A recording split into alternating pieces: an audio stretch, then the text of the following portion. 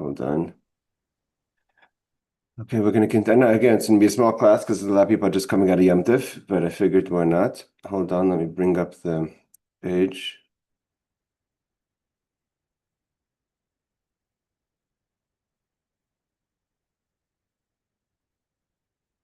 Okay, so we are holding Sif Lacha Zayin 7.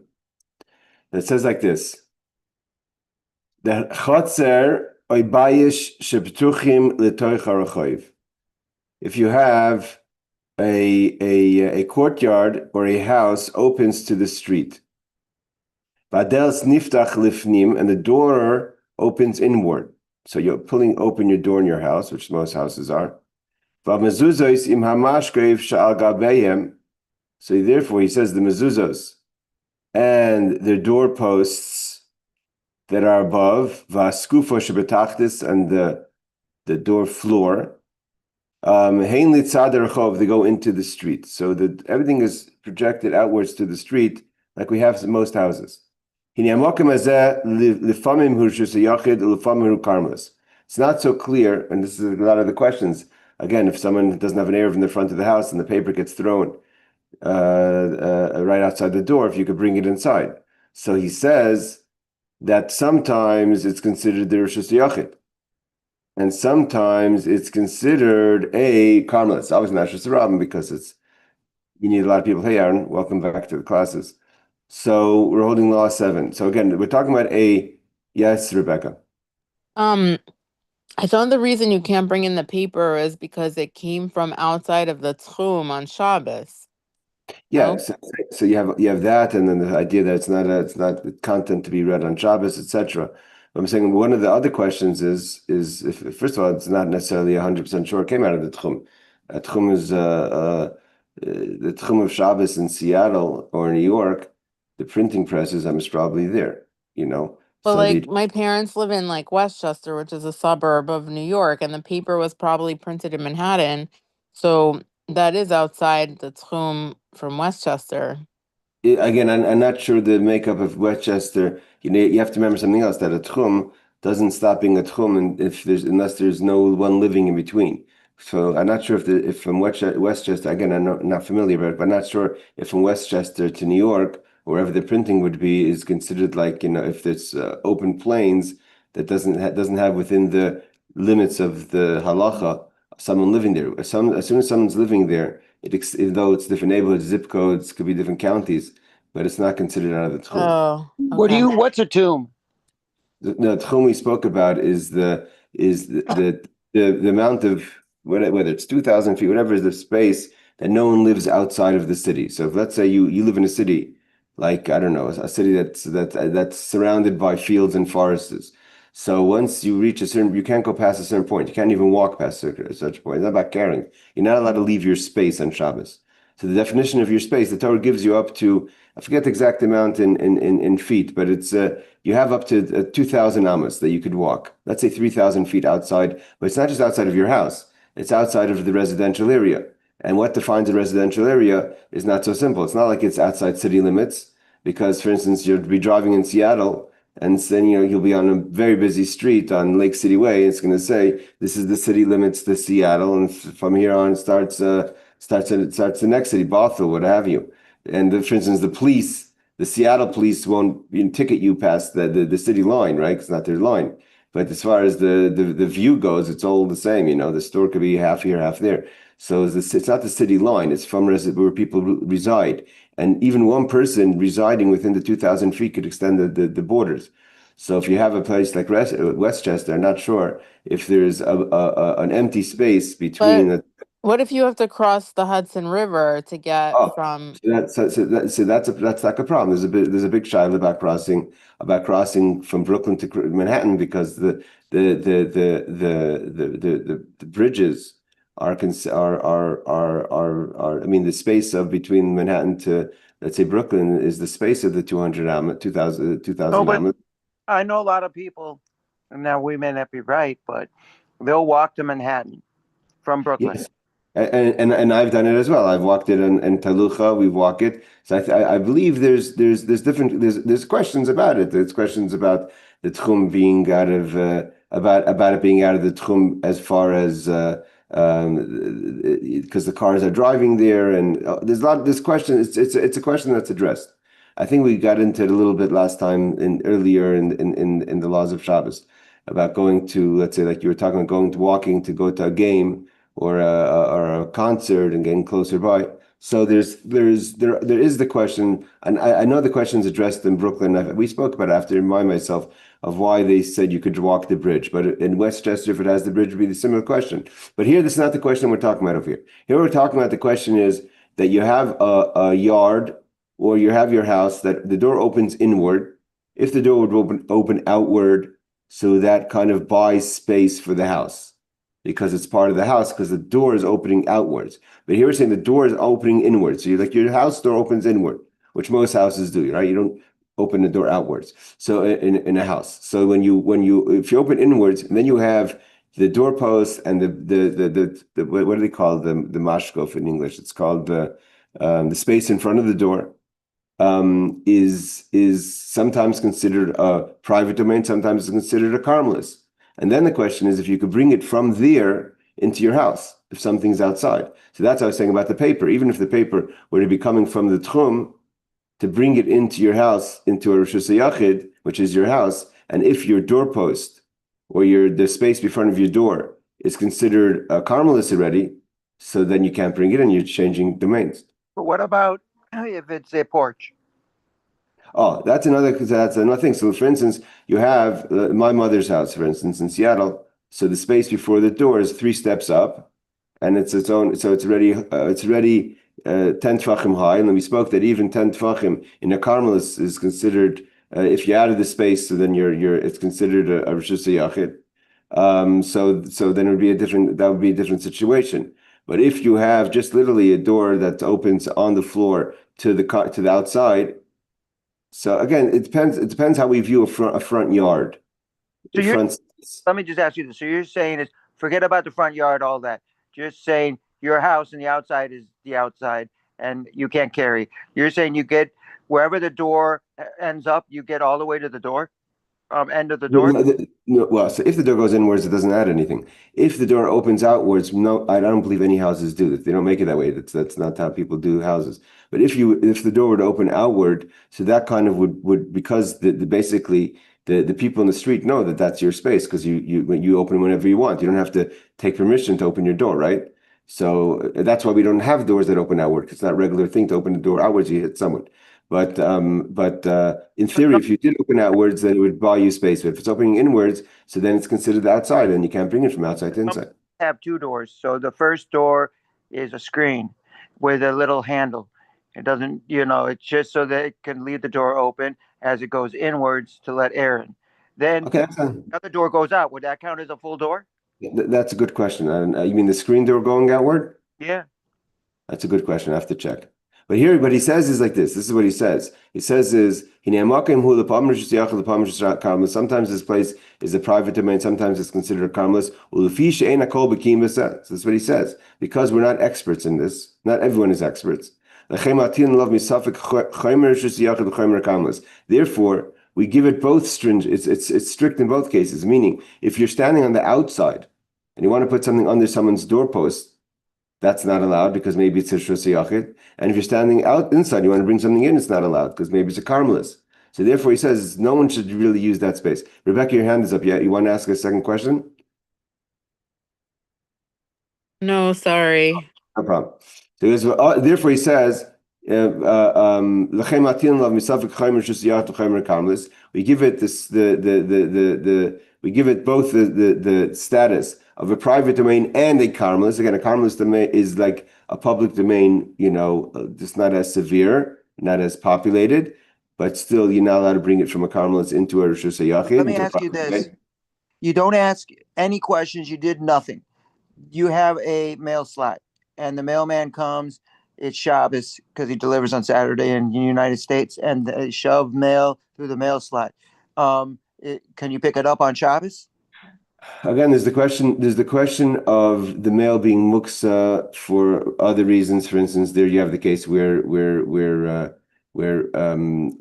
Rebecca pointed out could be it's coming from out of the tchum in that case because of male does come from outside. But again, most male that's delivered is already arrives the earlier before. But then, but if you take away the problem of muksa and you take away the problem of all that. So and the Gentile or the mailman delivers it and falls on the floor, then it's different than if it would be put outside your house and you bring it inside. Yes. No, they came in your house and it's I know, junk I know, I mail know, I and know, I bills. know. Okay, yeah, I'm saying so again. So it's there's a question of muksa things that are not supposed to touch on Shabbos, and it's a question of where if it comes from outside the tchum. But as far as the question is of something that's in the private domain or public domain, that's not a problem because it's been deposited into the private domain. Okay, Not thank by you. you. Then he got this. Therefore, he says, "L'chem atin la mitzvah rishus yachid v'chaymer mitzvah chaymer rishus yachid v'chaymer karmelis." We give it both this the rule, the classification of a private domain and a karmelis, and therefore atzir lahaisim yisham l'rechayiv. You can't bring from there to the street, shushus rabim, because then it's a public domain. Or karmelis, or if it's a karmelis out in the street, v'lay min harachayiv l'sham, and you can't bring from the street to there because maybe it's a private domain. And also, so both if you're in the public domain, you can't place something by someone's door because then you're putting it into another domain possibly. You can't take from there if it's already positioned and remove it to the public domain or the karmelis because maybe it's a rishus yachid.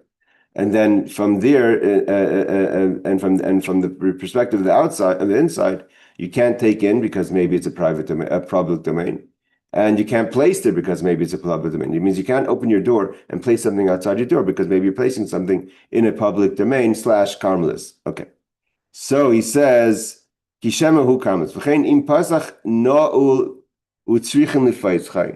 So now here's the question. The question comes, this is a question that could happen all the time. If the door is closed and you want to open it, when you open it, how does it open? It swings inward, right? It swings into the house. If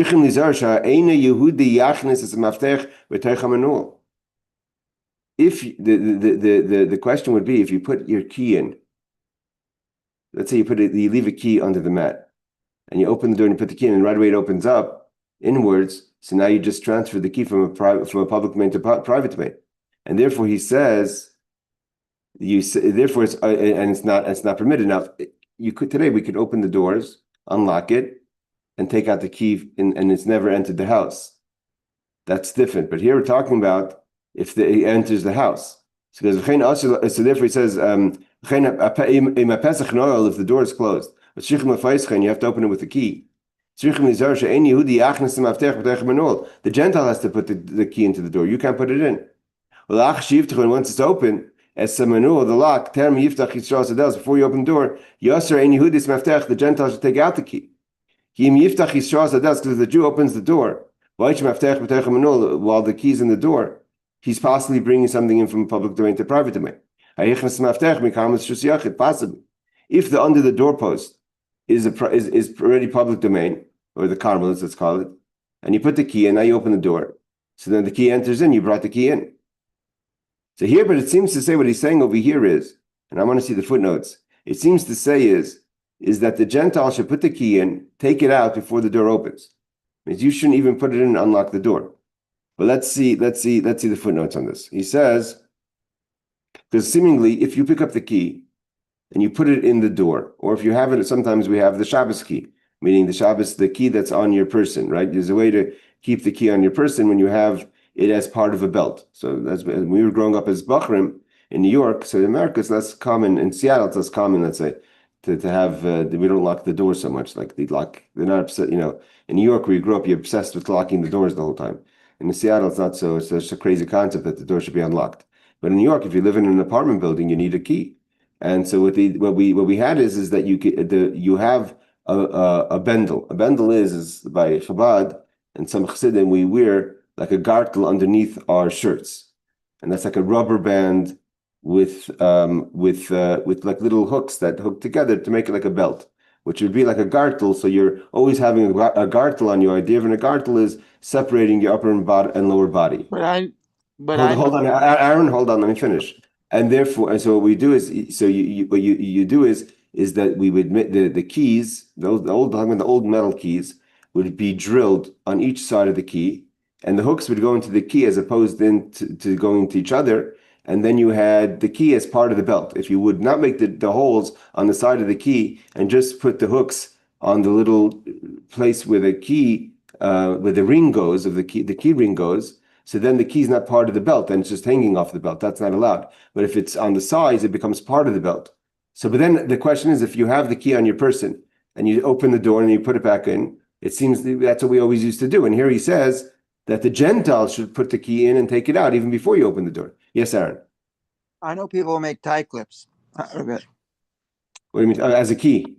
The key is the tie clip, or they put it on top of a tie clip that is made to hold the key. Okay. The tie clip, because he's saying, anyways, they have a tie clip and they use it as a key. The tie clip the key is on the tie clip, or it looks like it, whatever, it holds your tie in place. Okay. I'm saying that the thing is that the key has to be part of whatever it's being used for. If the key is just separate from the tie clip, they don't use the key except as a tie clip. They never can take the key off. Okay, that's something else. So here he says like this. But my question is this: if you're supposed to have I know I live in an apartment and I'm lucky I got doormen, so they watch the doors, so usually they keep it open, whatever. So you don't need a key technically. But except when you want to go to your apartment in the hallways. My question is that if you live in a house, you don't have goys standing around waiting for you to come home. So how are you going to get in? Yeah. That's a good question. We're gonna first of all, let's just see the footnotes here because he explains what the Kitzur is talking about. Today, the keys are not like, most keys are not like we used to be. It used to be the keyhole actually went through and through the door.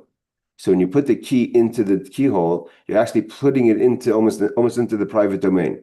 So then by putting the key in, it's a problem. That's the problem. The problem is it's not the unlocking it, but when you put the key in, you're putting it from a public domain to private, possibly a public domain to private domain. Therefore, the Gentiles have to put it in and take it out because otherwise it's a problem. But he says, and the keyhole does not go, he goes, if the keyhole does not go through to the private domain, which most today the keys don't, right? They just go into the door. And it's higher than 10 tefachim, which most doors, that's where the key is higher than 10 tefachim, right? It's on the doors. It's 10 tefachim is about, let's say, 3 feet. Okay, most keys is about that height and higher. So then it's a makom patur. It's an open domain, meaning it's a place that we said that's permissible to move from a private or public domain into the makom patur, which is above 10 tefachim. And you may insert the key according to the Shulchan Aruch, according to the Alter Rebbe. So according to the Alter Rebbe, which is basically makes it possible for people to use their key. Again, in Seattle, it's less common, but in New York, this was a problem. There's still a problem in Brooklyn, where the doors are literally on the street, right? Yes. The doors are literally on the street. There's no such thing as a front space. There's no public space. So this is Brooklyn, right? And you put the key in. So if the key would go through and through, you can't put the key in. Because then you're putting it possibly from a public domain into a private domain. But today he says, because the keys are not like that, the keys are just like go a little bit into the lock, and the lock is above 10 tefachim. So then the Alter Rebbe says it's not a problem. So therefore, there's still a problem to open the door and bring it in. Possibly even that wouldn't be a problem if it's a makom patur. I'm wondering about that. But then you bring it from a makom patur to Reshus HaYachid. I guess it would possibly be allowed also. But either way, what we do is then we take the key out before and we keep it on our person. A lot of people in Brooklyn just get the number pads that are manual. Yes, okay, that's today, but you have to remember that's only past 10 or 15 years that was an option. Yeah, true. Okay, now he continues. B'harbe makomos, in many places, yesh batim asher gag nimshach min hakoisel habayis l'toich harachoiv. V'nismach sham amudim. Okay, what about a proper doorpost where the door, with the so to say, your ceiling goes out a bit over the house, and then there's the doorposts that are like a nice house in the south, right? So there's the doorposts that are, let's say, a few feet away from the wall, and it holds the extension. So there's so the rain doesn't, a person could dry off, etc. So the roof continues past the door or past the wall into the street, and standing on beams. That space doesn't become a private domain. So you cannot bring from the house to that space, even though it's covered by the roof, and you can't bring from that space into the house. And also, it's a public domain. The fact that the roof goes over it doesn't nullify its public domain, because you just have the roof that goes into it, but it's still public space. Anyone can walk there. And therefore, you can't carry there either more than 4 amlets. Because that space under the roof that extends outside past the wall of the door is still public or karmelis. So even in a shul, because my shul has that. Again, it depends what your shul mashavi has an eruv further out. Oh yeah, my shul has a whole eruv, but if it was on a shul, it would be the same as a private house. If there was no eruv at all, and it was just, then that would be a problem. Yeah. Even though there's beams, so kind of, why isn't the beam squaring off that space? The Havitzuras Pesach, the Dinah Mechitza, we said in last week's class that when you have the Tzuras HaPesach, if you have the frame of a door, that should be like extending. It should be like extending the house. There's no sides. It means in order to have a Tzuras HaPesach, which we learned about last week, which is that if you have 2 walls, if the walls, let's say the door is on the south side. So if you have walls that extended from the east and the west, and then there was beams at the end of that, and the roof hung on that, then you're right, then it's a private domain. You have a Tzuras HaPesach. But here you have no space on the east and the west. So the fact that the beams go out, that doesn't, you can't just make a door frame without walls, like we learned last week. And it has to be at least a certain amount of space away from the wall. And it's not, it's further out. So if it's further out, then those beams don't count for anything. The roof doesn't close up the space, and therefore that space is open, and therefore it's public domain. You can't carry in it more than 4 amos, and you can't move from there into the house because it's a public domain. So he says, from the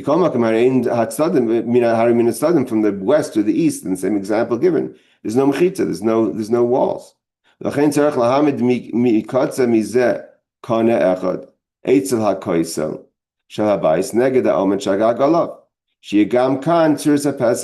so what do we do? There's a way to fix the problem. If you put a little kana, a little beam, what do we say kana is? A kana is a stick. If you put a stick against the wall, exactly against the beam, so that makes that now there's a Tzuras HaPesach on the west and the east, and then it's all locked in. Then it's not a problem. So therefore, he says, because it's not 10, there's not a breach of 10 amos. So then, the way to fix it would be, Aaron, in your shul's case, if there wasn't a mechitza, they would have a little stick on the wall outside the door against the beam, and then that locks in the beam to the stick to make it a doorpost, and then you have a doorpost, and it privatizes that space. This was based on the class you didn't come to last week. So he says, so לכן צריך להעמיד מקצה מזה כאן אחד אצל הכויסר של הבית נגד העמוד של הגג עליו שיהיה גם כן צורת הפסח וכן מגין הקצה השני. So you do that on the west and the east side. You put a stick, and now the stick basically is matching with the beam, and then there's the roof. So between the stick, the beam, and the roof becomes a doorpost, and then that locks in the space. And that's how we basically make an eruv. That's what they're basically doing by putting the stick on the outside of the wall, is making an eruv on that space. What happens if we have, what do they call them, when the houses are together? If the houses are together, like, again, in Brooklyn, New York, all the houses go one to next to the next, right? They're just called connected. I mean, when they're not connected, they say separate. Disconnected house, yeah. So adjacent to each other, right? So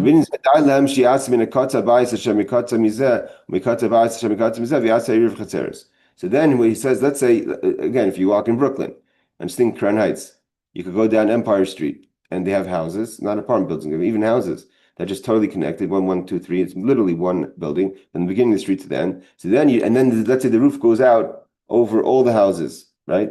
So you have all the houses and you have the beams in front. So all the houses have this extra protected space, but there's a ram you can't carry. So you don't have to put a stick outside each person's house. That's not necessary. Even though, let's say there's a beam 5 feet or 4 feet outside each person's house. So let's say you have 5 houses together, and you have a beam at the end, the right on the southern, on the eastern side, and a beam on the western side, and then outside each house you have another beam to support the roof. The roof can't just stand on 2 beams, right? So you won't have to put a stick against each beam. You could just put those little sticks against the most western or most eastern side, and that locks up the entire space under the doors or by the doors, and now that whole place becomes a private domain. But then you have to be careful to make an Erev Chatzeros, which would allow for the community to use a private domain, which we learned about. Even if you're in a private domain, but it's communal space that everyone's apartment goes into, like the Chatzar or the Mavoi. So then you have to make a Erev Chatzeros, which the Erev unifies all the community to have like a single relationship with that space, and therefore everyone could carry into the space. But if you don't make an Erev Chatzeros, then it's not a problem of it being a public or private or a Carmelist, but it's a problem of a community using a private space. And how do you do that? And the second question is what I mean in Borough Park. I know a guy, and some of the houses are owned by Chinese people, but there might be 2 or 3 or 4 in the middle that are Jewish. So what do you do then? Okay, excellent. These are both 2 excellent questions. Number one is that's a general question, not just about the apartments, but this would really kind of, in an apartment building, not everyone's Jewish, right? But let's even say, well, the scenario you're giving, in our case here, where we have houses that are connected, and we have the roof goes over, and we have the beams that support the outside of the roof, and we want to carry under the roof, so we have to put these sticks. And he says it's not necessary to put the sticks outside your private house. You could put the sticks outside the entire line of houses. Number one is, and then you have to make an Erev Chatzeros. In the case where there's Gentiles, so we're going to learn the laws of Erev Chatzeros. How does it work when there's Gentiles who belong to a group of houses? And how, if their space, if their ownership of their right to that space disrupts the communal space. So that we'll learn about the laws of Erev Chatzeros. And again, how we do an Erev Chatzeros is it's actually you have to put food together, and what basically is that you use the food to create a community space, just like making a communal kitchen.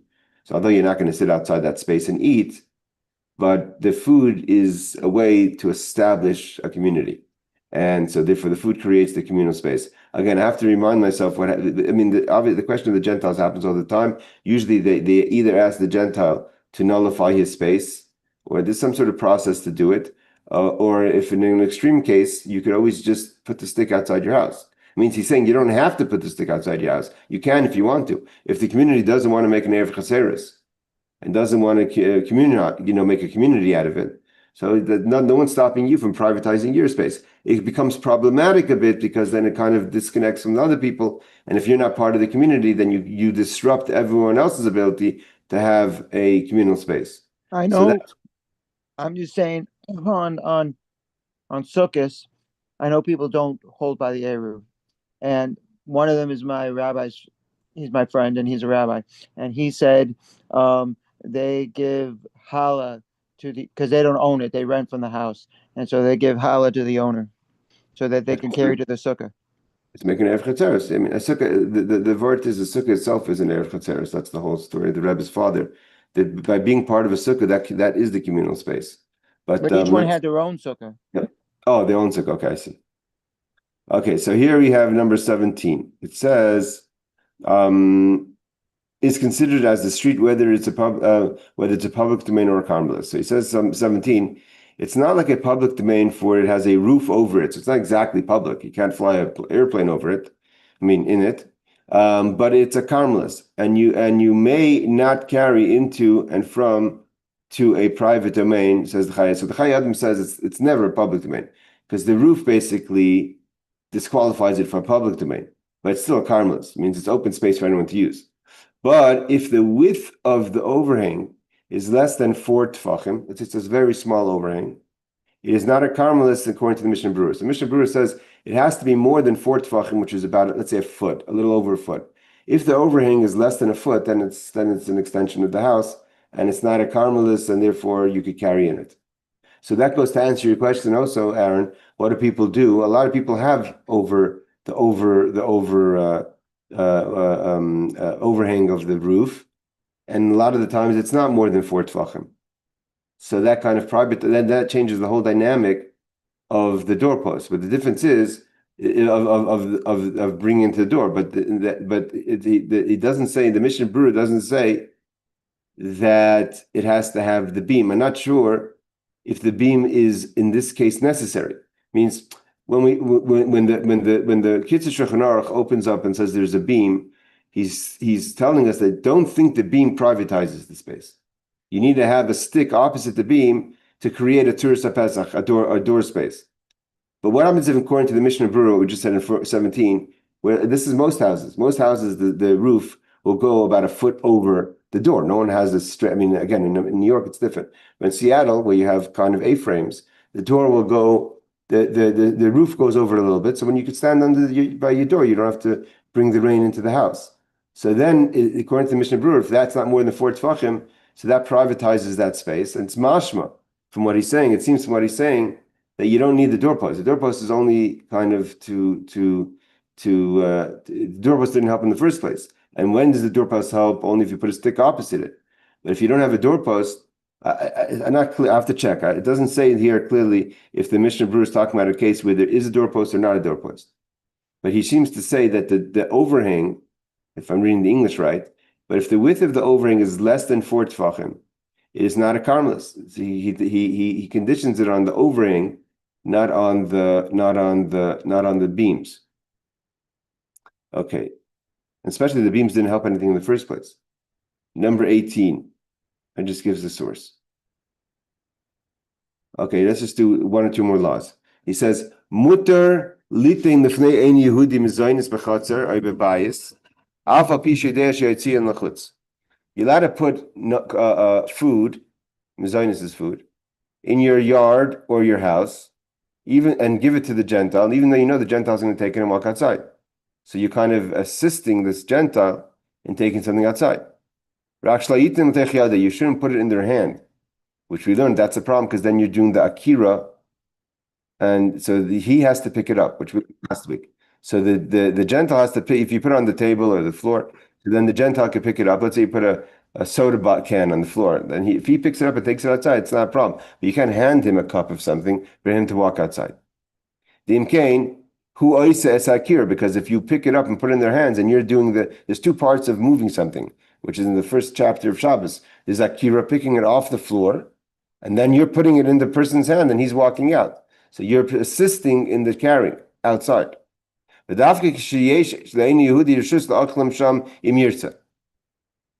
only a situation if, he says, if the non-Jew can eat it in the house if he would like to. So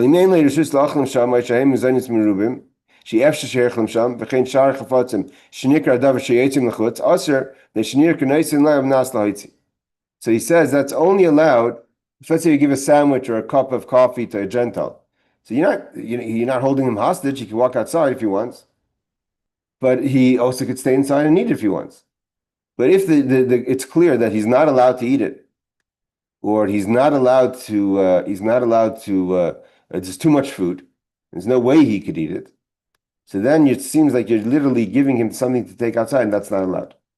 Because you're having the Gentile take something outside for you. Why did you say mazonis? Because what if it was bread? No, over here when he says mazonis, he means food, not. Okay, but let me ask you. So all the time we tell the guard of our shul to come in when we have kiddushes to take kiddush. to take the food and eat it, and sometimes he'll go back outside to watch the post. But if he wants, he could eat inside. He And could, but again, he sometimes goes outside. but again, the outside that he goes to is in the Erev. Yeah, but what if there's not an Eruv? I'm asking. Okay, if there's no Erev and no, again, it's not that he has to eat it inside, it's just that he can. If it's too much food, if you're giving him a tray of 18 pieces of chicken, it's not possible. He's taking it home, that's a problem. No, but we're giving. Sometimes he goes outside because he has to watch the post. Okay, yeah, but he doesn't. He's doing his own time management. Oh, He okay, can eat thank you. inside. Now, the problem is, for instance, we're coming up to the Goyish, some say pagan holiday of Halloween. Can you have a basket of candy on a Friday night, if Halloween to fall on Friday night, to have a basket of candy by your door, and have the kid put his hand in and take it out? In such a scenario, it's a problem because the kid is not allowed to eat it in your house. There's no way if the kid said, "I want to sit down and have the chocolate bar," now you say, "Sorry, it's not the game. That's not how Halloween works. You take it outside." So then it's a problem. I mean, to leave if you leave a basket outside the house or something else, but if they knock on the door and you have a basket inside the door, that's a problem. Even if you're not handing him the candy or her. Again, I'm just saying off the top of my mind, I'm not paskening, that's the law. I'm just saying from So what do you? I understand. Let me just ask you this. So some people tell me you shouldn't give because it's a Gorish holiday. Some people say if you don't give, they're going to egg your house. This is just mean people. They don't care if you're Jewish or not Jewish. They just want candy. So my question is, do you have? If you're in a city where they might egg your house in New York, no one egging anybody. But like where I was born in St. Louis, Missouri, that's what people used to say. But could you, or you got to follow the Shabbat thing? You're asking questions that are not connected. The question of giving candy I is understand the candy is a thing, question. Is a question during the week. but I'm asking about on Shabbat. We all know that you can do it on not Shabbat, so this is not an issue. But on Shabbat, it's Friday. If your house doesn't have candy, they have the potential to egg it, to throw eggs at your house that you're gonna have to clean up. Or Okay, I hear what you're saying. If what I'm saying is correct, and I'm not sure it is, that to leave a basket of candy outside your house, inside your house on Halloween, and have them stick their hand and take it out and walk out, and there's no Erev in the city, etc. And the reason why you want to do it is because you don't want to get your house egged. That wouldn't be a good enough reason to violate the Shabbos. okay, thank you. If it was life-threatening, and back in Europe that was the case, Halloween was the time they killed Jews, and pogroms and all that. That's something different. Okay, Yeah. so he says like this. As long as you do not put the food in his hands. This is the question that we're talking about right now. For if you do, you are doing the akira. Akira means the picking up. The Bach, Magen Avram Tosfos, he's quoting the source for this, that you're not allowed to put it in their hands. The Eliyahu Rabbah argues that this applies only if the non-Jew is standing outside the yard. But that's again saying that that's the case of trick or treat, and his hand is inside the yard. Literally a case of trick or treat. But if he's standing inside the yard or in the house, and then placing something in his hand is not an akira because he does the akira when he moves his body. Akira means to be oker, to lift up something, to start the transfer of something. So everything that has to be transferred is to be picked up and put down. That's one of the rules of Shabbos. Now, if you put it in their hand and they're standing outside, so then you're beginning the transfer. But if he's standing inside and he's holding it, then he walks outside. So this is all part of the laws of Shabbos. The Masechta Shabbos talks about it. So when he moved his body, he picked it up, and so then you didn't do anything. You weren't involved. But that's only a case if the person's standing in the house. That's what the question is.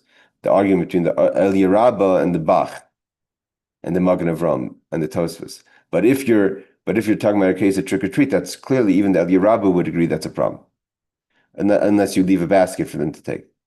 So he says, and he continues, if it's when it's obvious that he will carry it outside, it's forbidden. Why? If it is for a non-Jew who is ill, or if the non-Jew is a violent person, okay, this is your question of the eggs. you may place it in front of him and let him take it. So here, that would maybe be your basis for Shabbos giving trick or treat, leaving a basket inside the house for them to take. But then you have to ask yourself, what's the question of what's violent? Like I said, in Europe, that was what the case. They were beating up Jews on Halloween night. Today, no one's beating you up. You call the police. There's law and order. But egging your house could happen if the question is if that's considered violence or not. I'm sure that's discussed by the rabbis. All right, let's stop here, ladies and gentlemen. Any questions on what we've said until now? Oh, just to answer this, everything we're learning on Shabbos holds the laws for middle weeks of holidays when we had like Sukkot. I mean, not middle weeks, but for the actual holidays. Say that again? Okay. All the laws of Shabbos that we're learning now also Yeah. holds for the holidays. Depends. Some of them are connected to the holiday. Some of them are the laws of the Yom Tov are different. But let's Depends. say for Sukkot that if the holiday's not on a Shabbos, it's in the middle weeks. We have to treat it like Shabbos, except for the cooking. No, but the question of the keys is not a problem. All those Oh, things are not a problem. The problem is that what we spoke about today doesn't really come into the question of Yom Tov. It's really Shabbos questions. But okay. again, yeah, I mean, these are things that they don't seem like they're part of our day-to-day life, but they very much are. Yes, Rebecca. So just to confirm, actually, Aaron's question was a really good one. Just to confirm, like, there's no isser of carrying at all on Yom Tov as long as it's something you need for the Yom Tov. Yeah. So to carry your keys and put your keys in the door and all that stuff, all the questions we talked about, stuff left out. Now again, Muksa still applies. Muksa actually starts the laws of Beitza, which really talk about the laws of Muksa. It's really Muksa is really put into the laws of Yom Tov more than Shabbos because there's so much things that are permissible. Shabbos is a lot of we don't do it. We don't cook on Shabbos. So Beitza shnolda be Yom Tov, right? What's the law? What's the Masach de Beitza? Beitza, the law. The question is that if an egg is born on Yom Tov, so in Shabbos it's not really such a question because you can't cook an egg anyways on Shabbos. But on Yom Tov you could cook eggs, and the egg was cooked it was hatched on Shabbos on Yom Tov. So then is that considered muksa or not? That's what the questions go into. Because so Yom Tov creates more questions when it comes to muksa because of the things that are permissible. Shabbos is less of a question because anyways you can't do anything about it. But the questions of touching the papers or the mail, that's equal to Yom Tov and Shabbos. If the problem is muksa.